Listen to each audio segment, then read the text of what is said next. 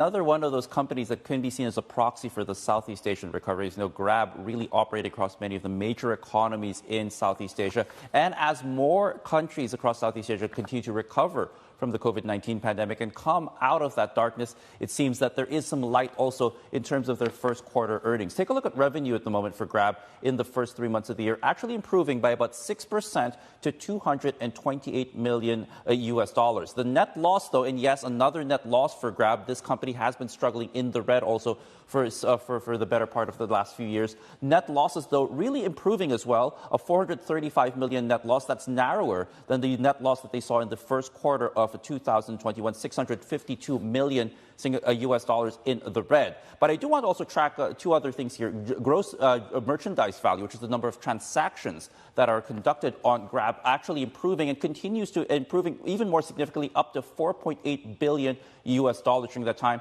and also monthly transacting users across their delivery and mobility and also financial service segment. We're also seeing that also improve to about 30.9 million users. That's a significant jump actually from the first quarter of last year. So growth seems intact. Growth seems to be back on the first after that brief stall, but it seems so far that Grab also really impressing in the first 3 months of the year, Sri. Let's bring in Peter Oey now, CFO at Grab, joins us from Singapore. Peter, thanks for your time this morning. So you narrowed your net loss in the quarter. Do you have any visibility on when you will turn profitable? Yeah, we had a solid results for the first quarter, and we're continuing to improve our top line growth sustainably.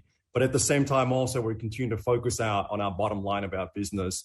You saw in the first quarter, our margins improved also on a quarter-on-quarter basis.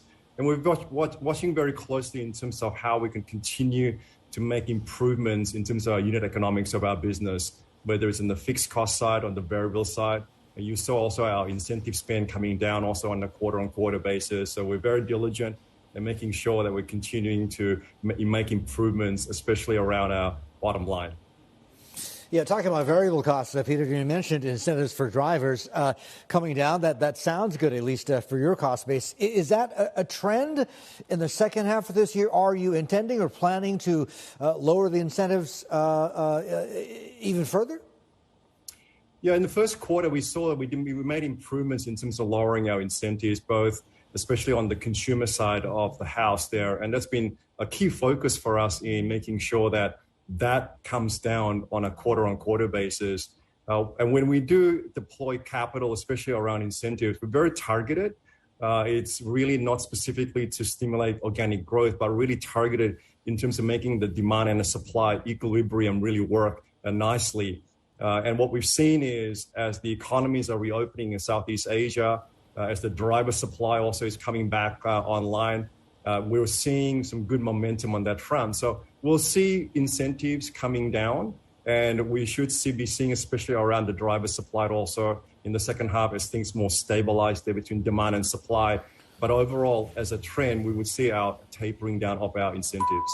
Hi, I'm Emily Tan, and thanks for watching CNBC. You can check out more of our videos by clicking on the boxes on the screen, and don't forget to subscribe to the channel for more. Thanks for watching.